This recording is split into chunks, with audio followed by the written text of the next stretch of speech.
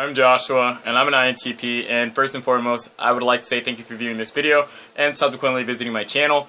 The topic of this video will be, again, on another form of argumentation that theologians tend to bring up, and the only reason I'm discussing this is because it's an idea that Ben Shapiro and Jordan B. Peterson pose very often whenever they're arguing with atheists, and it's the idea that every ethic and every moral position and maxim you have, its genealogy can be found in Judeo-Christianity or Judaism, and so therefore by default you are, if you're not conscious of it or not, whether you're conscious of it or you're not conscious of it, you're inherently morally Christian or inherently morally Jewish. And the issue I take with this argument is the fact that religions are historical, and the reason I say the fact that religions are historical is significant is because religions evolved over time. I mean, and they have cultural items that make up the structure of their I would say epistemological and metaphysical makeup just as much as anything else. So Judaism as a religion is old, like in comparison to ideologies here in the West, or anything that's come up within the last 200 years that tries to be an alternative to Christianity, like existentialism or many other forms of secular schools of thought. So yeah, if you want to say who's the oldest germinating tree, then it certainly would be Judaism. But it's the case that paganism and several other religions and Zoroastrian influences and Babylonian myths are the things that shape the corpus of the Old Testament. And we can show, I mean, like at least certain anthropologists can show that, especially when you're talking about the first 5 books of the Bible or the Torah, or the Jewish Torah, that those stories are not local to Jews.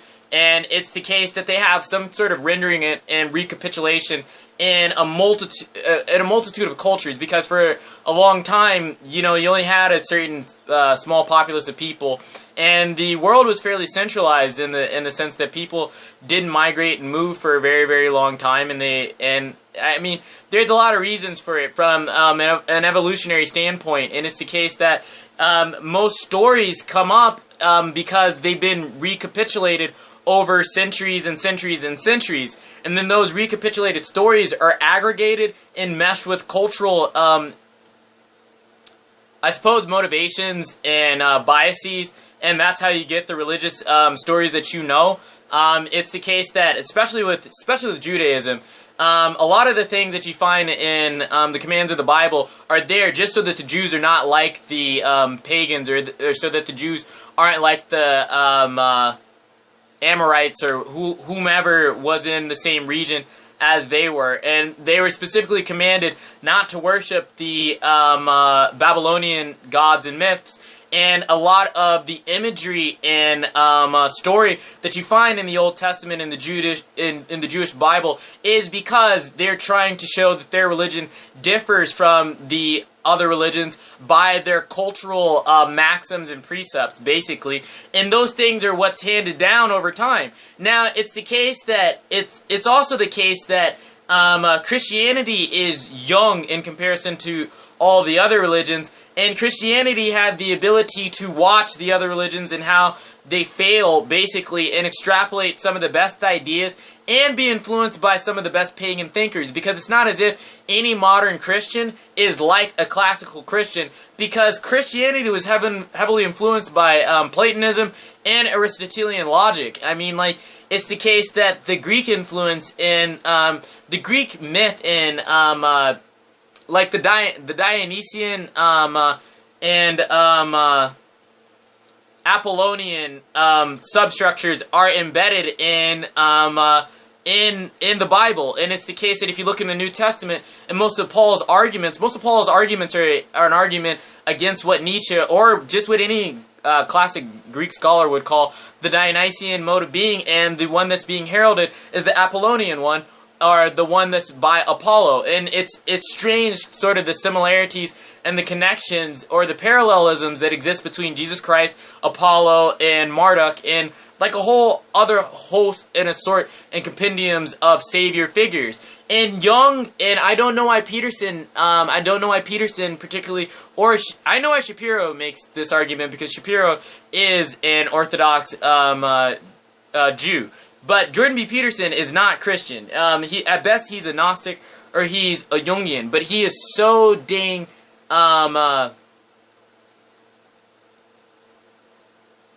I'd say at least sidestepping of the question of what his actual beliefs are.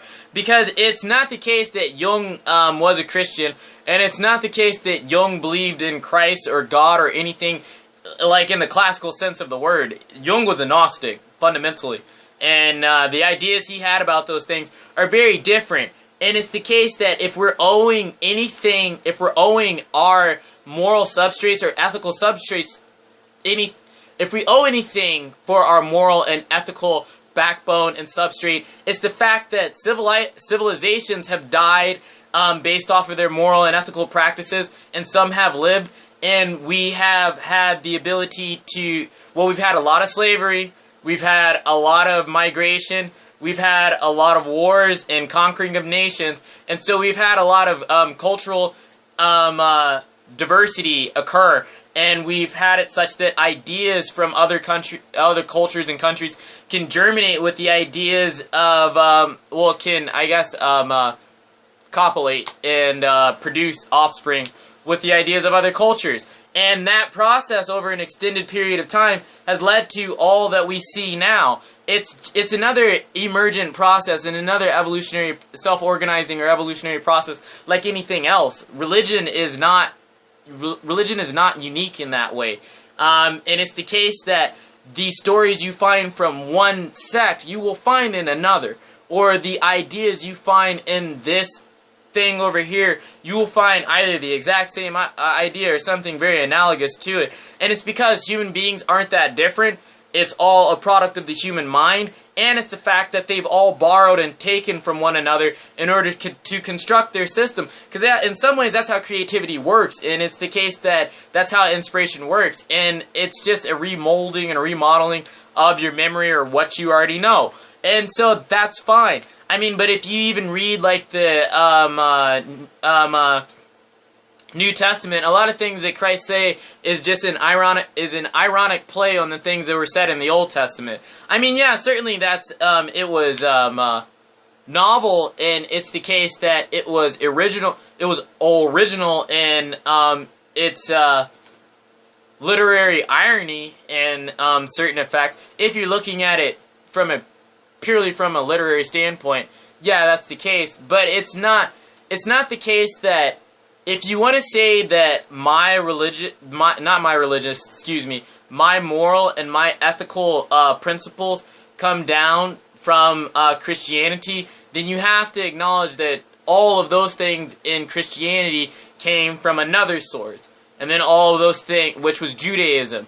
And then all of those things in Judaism came from another source, which was a mesh of multiple, multiple pagan and Babylonian myths, and the rebellion and I guess springing off from those myths as well. I mean, it integrated some things and rejected other things so that it would be wholly unique. And I mean, that's the case. And the genealogy is too deep, because the genealogy is basically the genealogy of man, or the genealogy of the mind. And it's the case that if I want to credit anything, then I should credit the source of all of these things. And it's certainly not a revelatory one.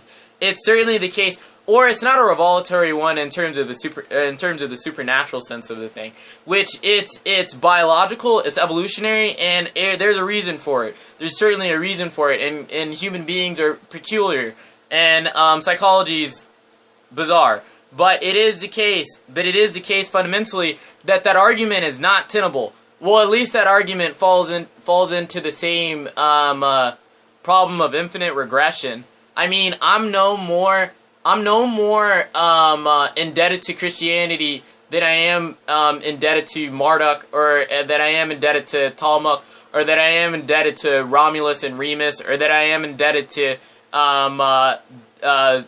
Apollo, Zeus, or Ares, or you name it. I mean, like, I don't even know, like, how many myths have existed in time, or like the Norse myths. I mean, like, I'm just as much as indebted to Odin in terms of the evolution of the metaphysical substructure of the West, because it's just the case that all of those things were at one point in time overtaken by Catholicism, but Protestantism emerged for a real reason. I mean, like, for a real reason. Protestantism's roots is not in the Roman ethos, but in the pagan ethos, and that's fine. Like, that's my interpretation of the thing. But it's the case that, yeah, that argument annoys me. That argument annoys me, and we are all indebted to everything that precedes us. But just because we're indebted to the things that came prior to us does not mean in any ways that we're chained and beholden to them either. I mean, you know, it's the case that, yeah, I mean, I might be, you know, you might be the child of Hitler, but you don't have to act out the narrative of his life. And it's not the case, and it also might be the case that you benefit from the, and I guess that's a harsh, like, that's a, whatever, you know, that's probably a poor analogy. But it's the case that, you know, just because human beings are highly plastic, and it's the case that we're also creative, and there's no reason to insist on our mooring to the past any more so than it makes sense. Like, you should not change something if it makes no sense to change it. But if it makes sense to change it, as in, like, there's a lot of times Jordan B. Peterson talks about the idea of the Logos, and the Logos needed to come into the world and be embedded in flesh, and so that's what religion is, basically. But it's not like that flesh is just pure beneficence, and it's not like it's not pernicious. It's not as if it's not dogmatic. It's not as if it's not nihilistic, and it's not as if it's not misanthropic. And the Bible is all of those things. Like, whether somebody realizes it or not, it's very much all of those things. It just depends on what side of the spectrum you're on, whether or not you see it that way. But it's the case that it certainly, I mean, like, and I don't have any problem with somebody being a Christian, or I don't have any issues with what somebody wants to believe. But it's when you want to tell me that that's the way that everybody in the world should be, and that's how the world should believe, and that it's literally true. I can't track with you and follow you there. And I mean, I understand what Jordan B. Peterson's doing, because it is the case that rationality has bastardized irrationality to an unmerited degree, and the vehement hate and disregard for religion by certain secular thinkers is also unnecessary, and it is not rational. But it's the case that there's no more reason for the validity of Christianity than there is for the validity of any other religious system. And I'm no more embedded just because I am a Westerner. Like, I'm obviously not indebted to Eastern tradition, but Western tradition is old. Like, all the things that have led to the West are old. I'm just as much embedded to the Greeks. Not embedded, but indebted. Well, my moral structures, like, if you want to make the argument that all moral and ethical structures come from a cultural cultural genealogy or a historical genealogy, then hell, like, the roots are too damn deep. They're really too deep. And just because Christianity is the only thing with the best articulation of those roots that we have does not mean it's the only thing, because it has a substructure. and there's a substructure underneath that one, and there's a substructure underneath that one, and there's a substructure underneath that one, and it regresses all the way down to my biology. So at the, I guess, most poignant point of resolution, or the most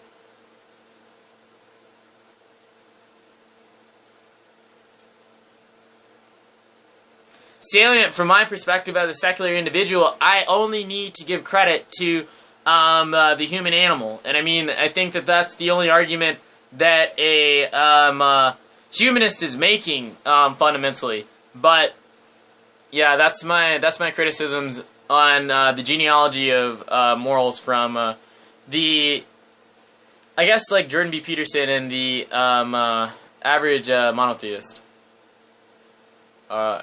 Average monotheistic apologist. That's my video, and thank you for watching.